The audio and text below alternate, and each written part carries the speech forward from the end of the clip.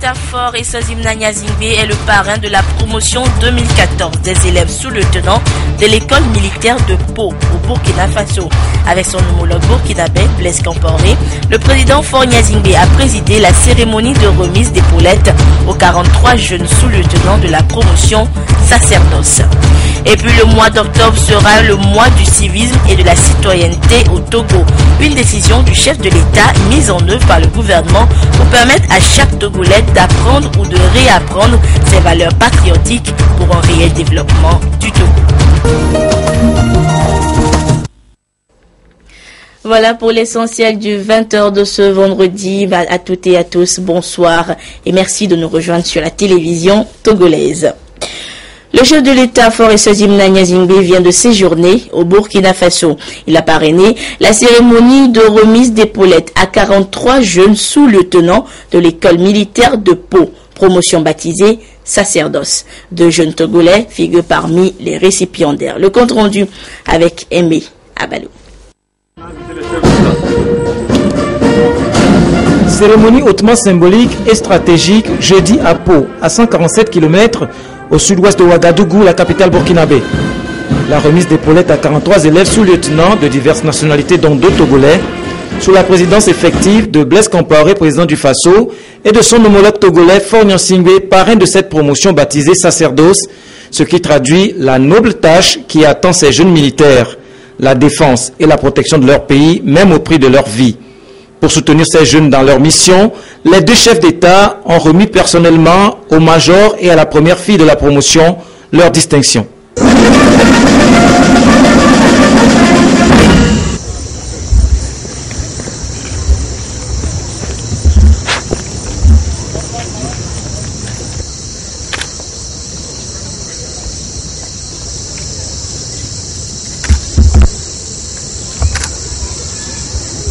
Las épaulettes de sous-lieutenant. De remettre aux autres.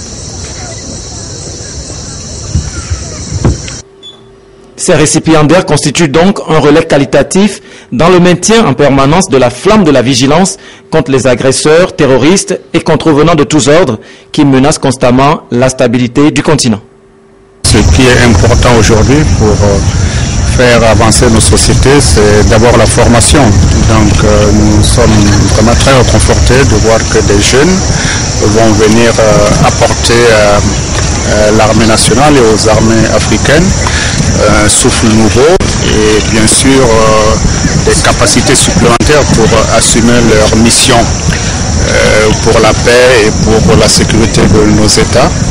Et nous sommes bien sûr très fiers de recevoir le président Faure qui est venu bien sûr témoigner de son engagement pour l'intégration du continent, mais aussi réaffirmer la disponibilité de la République togolaise à continuer de coopérer avec le Burkina Faso dans le domaine de la formation.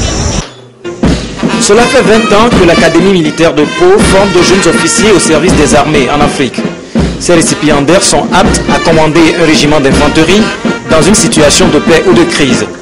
11 nationalités composent cette promotion dénommée sacerdoce.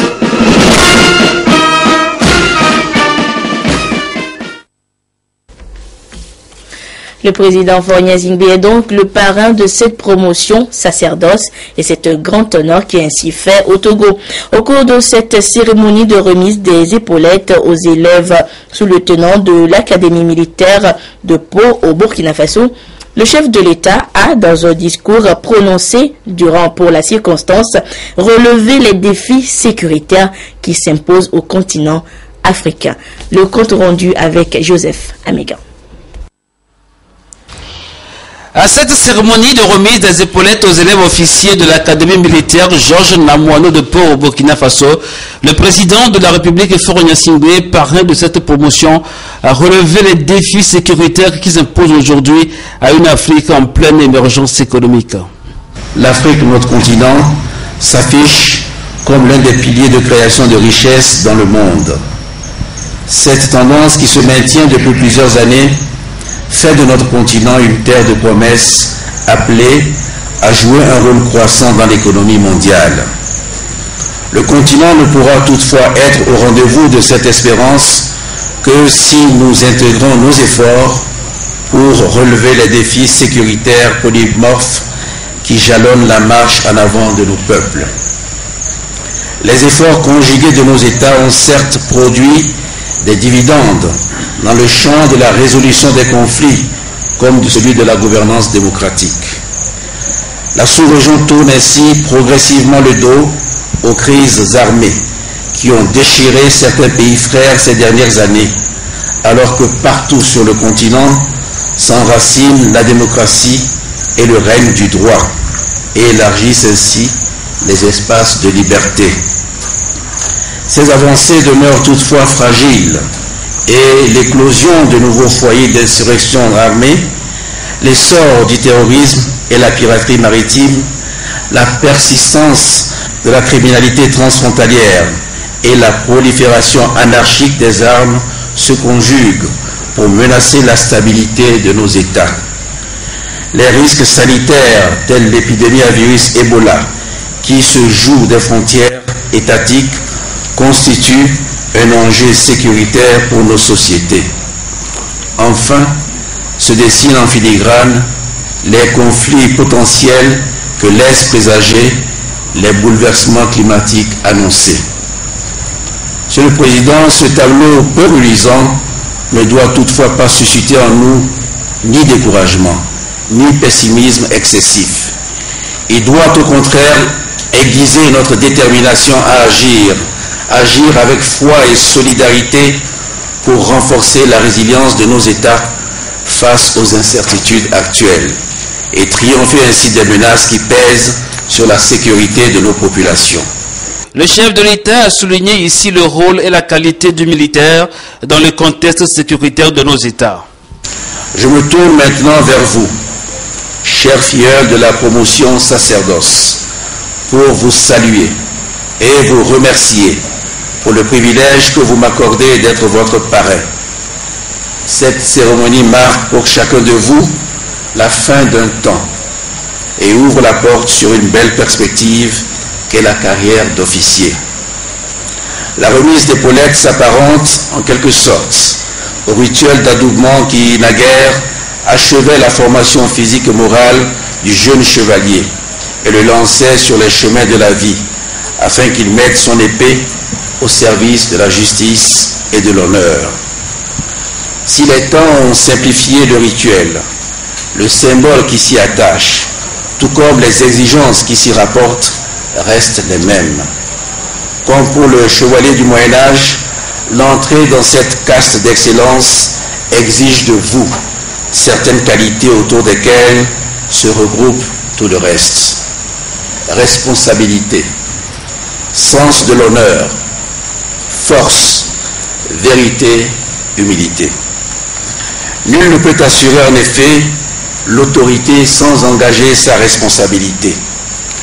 Le chef militaire reste responsable vis-à-vis de sa nation, de lui-même, de ses hommes, de son matériel et de la mission reçue. La responsabilité doit aller avec l'acceptation d'une certaine dose de risque, car être responsable, c'est être prêt à assumer des risques de degrés variables, y compris le degré ultime qui est celui du sacrifice suprême. Le sens de l'honneur est un sentiment indépendant des temps et des lieux. Religion sans symbole, sans image et sans dogme, il est un engagement personnel que chacun de vous doit contracter envers lui-même ce jour, devant sa famille et devant ses chefs, et plus tard, chaque fois que le devoir commandera d'agir pour défendre le drapeau et préserver les intérêts de sa patrie.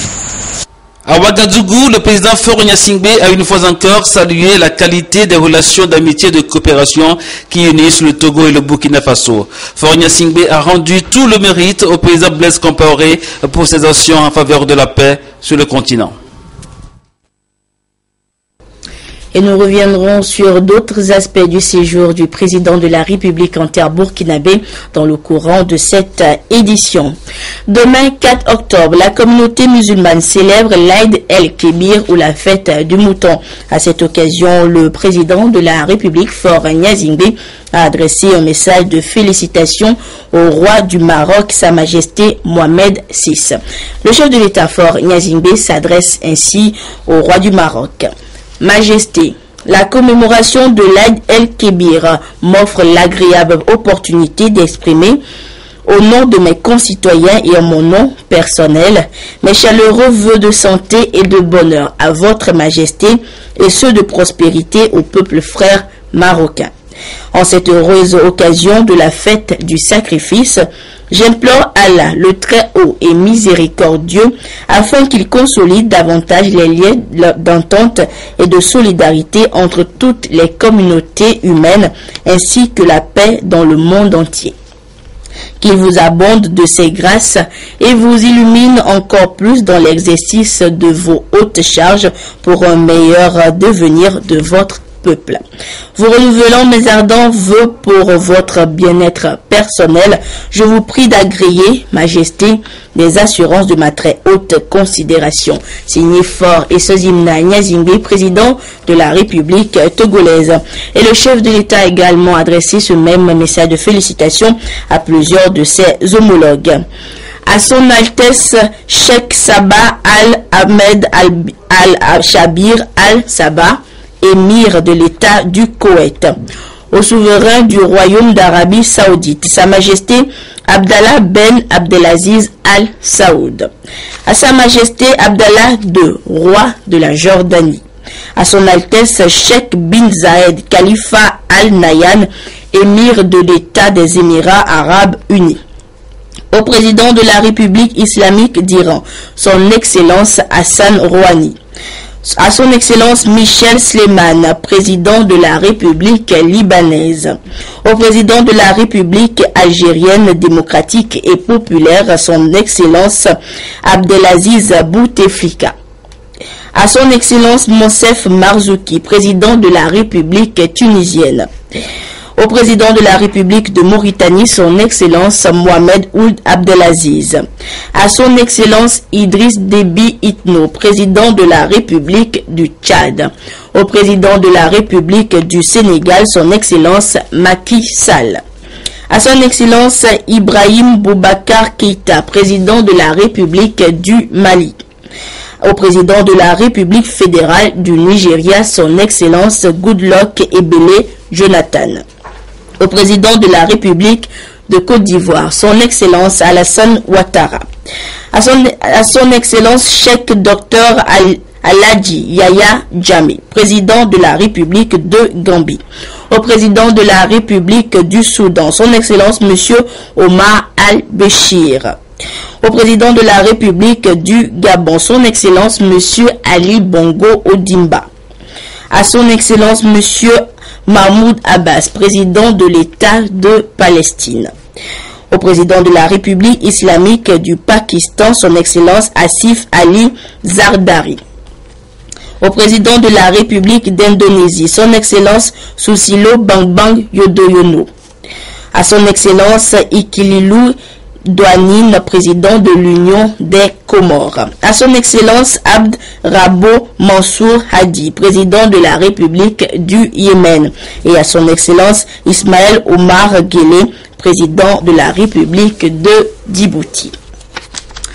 La suite de cette édition à présent, l'autre actualité de ce vendredi, face au délitement ou à la déperdition des valeurs civiques et citoyennes constatées depuis quelques années, le gouvernement, sous l'impulsion du chef de l'État, a institué ce mois d'octobre, mois du civisme et de la citoyenneté, lancé ce vendredi au Palais des Congrès de Lomé.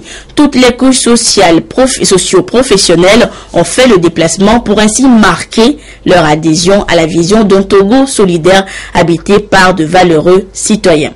La cérémonie de lancement a été présidée par le chef du gouvernement, Kwesi Selagodji Aomezuno, représentant du chef de l'État. Le résumé de la cérémonie avec Arnaud Kili.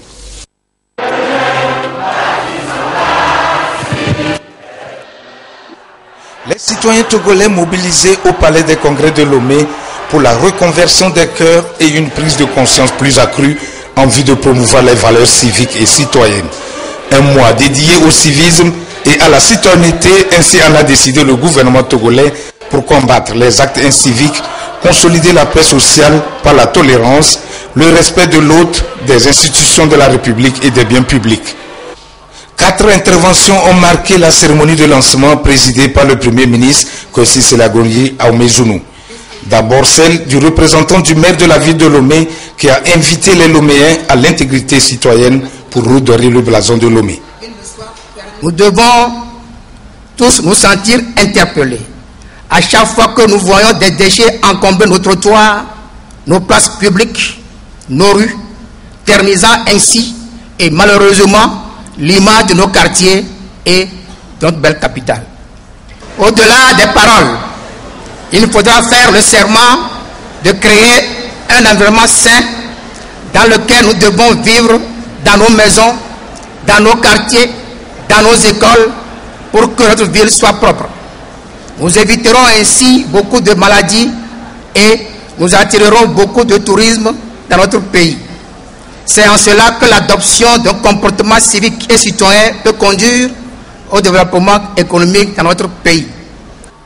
Souhait réitéré par l'ancien Premier ministre Joseph Kokou Kofigo qui a dans sa leçon inaugurale expliqué à l'assistance l'historique et l'évolution du concept de la citoyenneté qu'il a enfin érigé en commandement. J'ai composé ce que j'appelle les 12 commandements du bon citoyen. Je les tire de la Constitution, je les tire de la loi, je les tire de la religion, je les tire de la sagesse et du bon sens. Et je nous les propose comme un résumé de nos devoirs. Premier commandement, je suis la terre de nos aïeux. Fais-moi une place dans ton cœur. Deuxième commandement, tu honoreras mon drapeau et les emblèmes nationaux. Troisième commandement, puise dans ta religion et dans mes traditions les éléments qui incitent au règne de la paix à l'intérieur de mes frontières et même au-delà en devenant un bouclier vivant contre la violence et le terrorisme sous toutes ses formes. Quatrième commandement, apprends et chante l'hymne national. Il contient toutes les valeurs qui me sont chères. Le 13e commandement que je n'ai pas écrit, vous savez, les écrits restent, les paroles s'envolent. Le 13e commandement, monsieur le Premier ministre, que je n'ai pas écrit parce que ce n'est pas la peine, est ainsi libellé. Quelles que soient les situations, si tu es militaire, ne pense jamais à un coup d'État dans notre pays.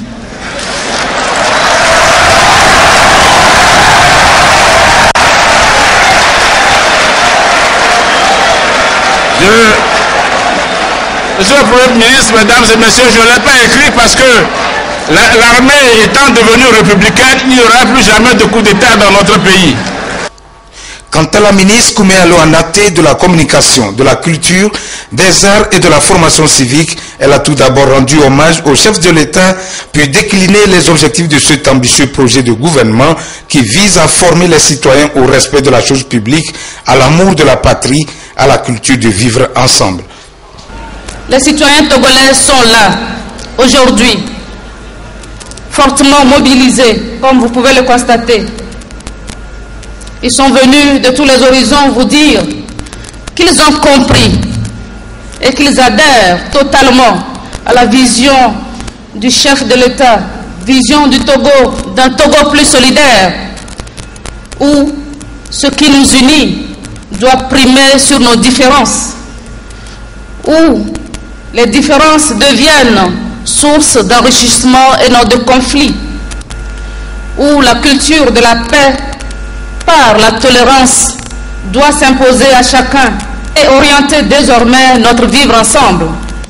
Aujourd'hui, tout le monde se plaint du délitement ou de la crise des valeurs civiques et citoyennes dans notre pays. Dans la recherche des causes, on est facilement enclin à accuser les autres. Mais combien sommes-nous à nous interroger sur notre propre responsabilité face aux écarts de comportement que nous relevons quotidiennement dans nos familles, dans nos quartiers, dans nos écoles, dans nos universités, sur nos routes, dans nos lieux de travail, etc. Il en est de même dans la recherche des solutions. Nous attendons souvent qu'elles viennent des autres. Nous attendons des solutions miracles du gouvernement.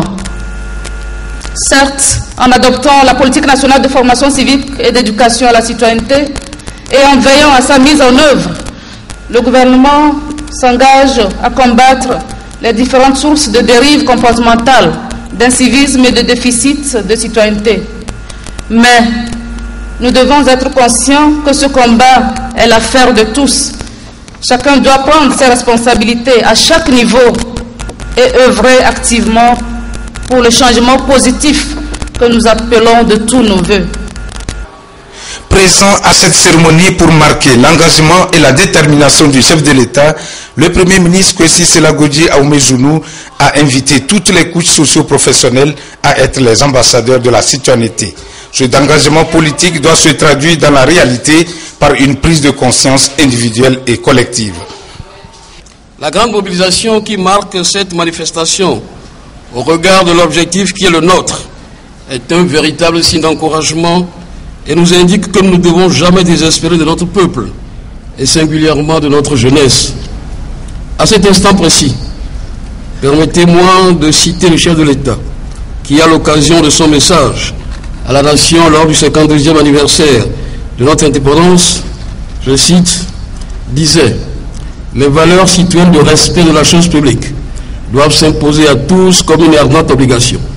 Agrandir sa maison en mordant sur la voie publique, jeter des ordures et des déchets de toutes sortes dans la rue, encombrer sciemment les trottoirs qui viennent d'être rénovés, ne pas respecter les voies, les ponts, les chaussées réaménagées à grands frais, bloquer la circulation piétonne en envahissant les trottoirs, boucher les caniveaux destinés à évacuer les eaux de pluie, se faire transporter à 3 ou à 4 sur une seule motocyclette, jeter les eaux usées dans les rues, sont des attitudes qu'il est urgent d'abandonner. Nous devons revenir à des réflexes citoyens que nous avons perdus de vue depuis quelque temps. Et pourtant, tous ces actes sont posés au nom de la démocratie. Or, il ne devrait échapper à personne que pour prospérer et faire prospérer les valeurs qu'elle véhicule, notamment les valeurs de liberté, d'élévation et de progrès, la démocratie suppose le respect des lois de notre pays. L'État a pris ses responsabilités en adoptant la politique nationale de formation civique et d'éducation à la citoyenneté, dont nous lançons officiellement ce jour la mise en œuvre. Ce document orientera désormais toutes les actions relatives au civisme et à la citoyenneté. Dans cette perspective, l'éducation civique est bien inscrite depuis quelques années dans le programme de formation des formateurs des écoles normales d'instituteurs et de professeurs. Le chef de l'État aussi donne des instructions pour que soit rendu obligatoire, dès cette rentrée 2014-2015, l'enseignement de l'éducation civique et morale, dont les nouveaux contenus pédagogiques, édités grâce au concours financier du programme des Nations Unies pour le développement, seront bien à la disposition des enseignants. Par la même occasion, le chef d'État donne des instructions pour rendre obligatoire la montée des couleurs et l'exécution de l'hymne national dans tous nos établissements d'enseignement.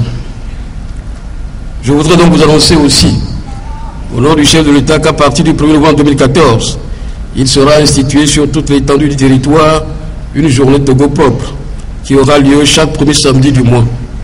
Le combat pour la salubrité est une priorité car nous avons besoin d'un environnement sain pour mieux vivre. Des chants chorales, des sketchs jusqu'aux danses chorégraphiques, tous les canaux de communication ont été utilisés pour amener les Togolais à s'approprier et à proscrire de leur vie quotidienne les actes inciviques. La finalité ici est de construire le Togo sur des valeurs de paix, de tolérance pour un développement durable et inclusif. Et vous suivrez l'intégralité de la cérémonie de lancement du mois du civisme et de la citoyenneté juste après ce journal. Le Togo a vécu de plus beaux moments de citoyenneté et de civisme dans les années avant 90. Les valeurs républicaines qui ont en tout cas œuvré pour le développement du pays. Aujourd'hui, à l'heure où l'on évoque la renaissance de ces valeurs citoyennes au Togo, découvrons ensemble leur importance. Et c'est avec Isidore Koubati. Des images qui illustrent des actes inciviques développés ça et là par beaucoup de citoyens battant en brèche les valeurs civiques et citoyennes. Le phénomène devient de plus en plus présent dans les habitudes et à divers degrés. Face à cette situation de méconnaissance des enjeux relatifs à la participation citoyenne, la conscience collective est interpellée en vue de promouvoir un développement harmonieux de la cité. Ce que nous recevons de l'État en tant que citoyen, nous devons faire en sorte que cela puisse se pérenniser. Et non seulement pérenniser, mais que tous ces avantages puissent se multiplier pour devenir des legs pour les générations futures. Or, l'incivisme constitue des facteurs de destruction justement de ce que chacun s'efforce de construire au jour le jour. Participer à la vie de la cité passe aussi par une bonne éducation de base, un principe qui devra jouer le rôle de relais dans la succession des générations.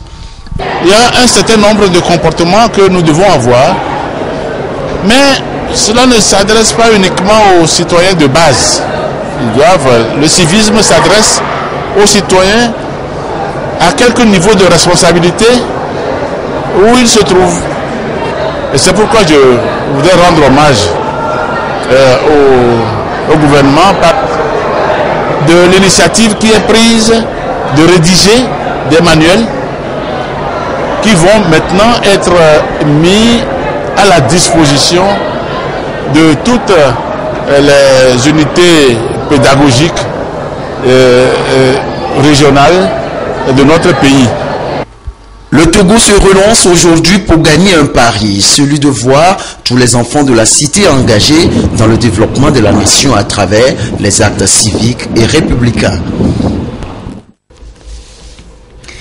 Le comité sectoriel de la SCAP, composé de 4 ministères, à savoir justice, droits de l'homme, sécurité et communication, a présenté ce matin le projet de rapport de suivi des activités réalisées dans le contexte de la mise en œuvre de la stratégie.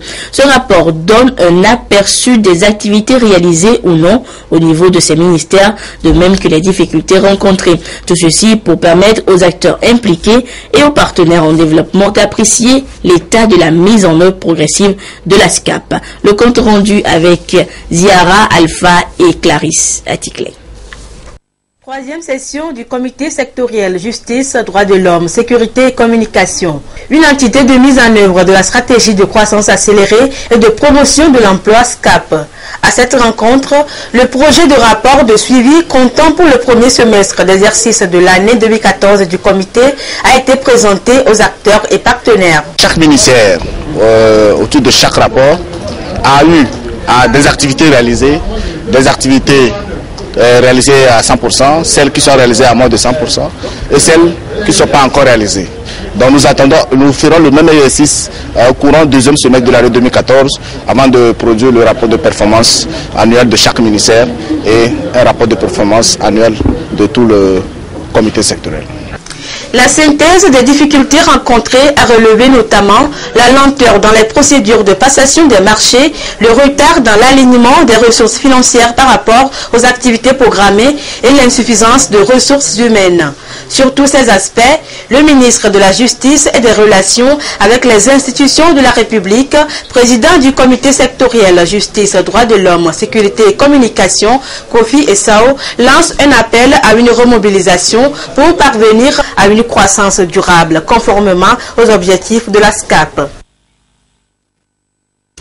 Hors du Togo, l'ancien ministre ivoirien de la jeunesse Charles Blé Goudé devra-t-il subir un procès à la CPI? Il faudra donc attendre 2 mois pour le savoir. Et pour l'heure, Charles Blé Goudé refute toutes les accusations portées à son égard.